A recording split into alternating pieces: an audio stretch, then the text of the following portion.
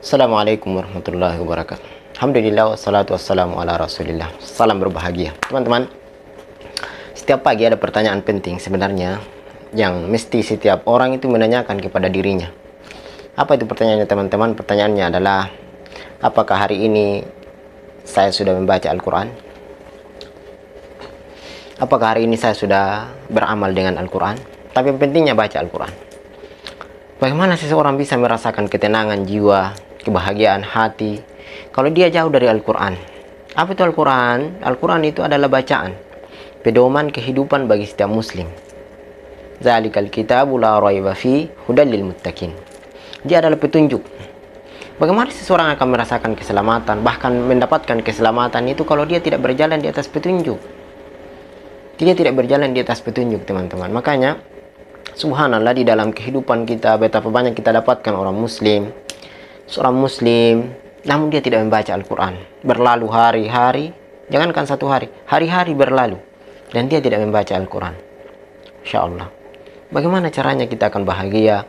Bagaimana kita meraih keselamatan kalau kita jauh dari petunjuk? Sementara kita baca Al-Quran itu petunjuk, subhanallah. Maka teman-teman, kenapa kita tidak membaca Al-Quran? Kenapa waktu gue berlalu yang kita pusingkan setiap hari, Masya Allah, HP yang ketika kita berangkat ke kerja, berangkat keluar rumah tanpa membawa HP, hati gelisah. Tapi itu tidak terjadi ketika Al-Quran tidak dibaca. Mestinya setiap muslim menjadikan mindset di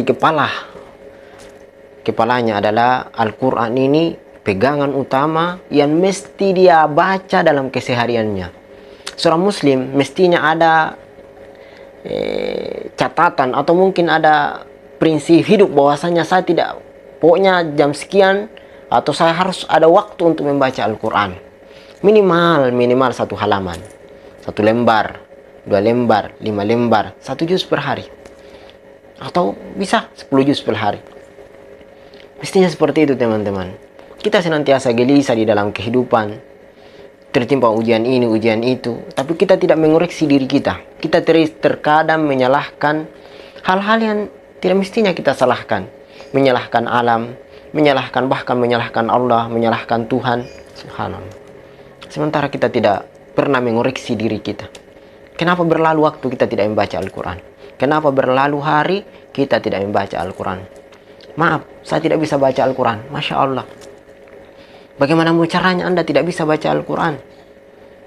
Baca, belajar. Sekarang ini alhamdulillah di zaman kita ini mestinya tidak ada lagi seorang muslim yang tidak bisa baca Al-Quran. Buka HP, buka di internet, buka di YouTube, subhanallah.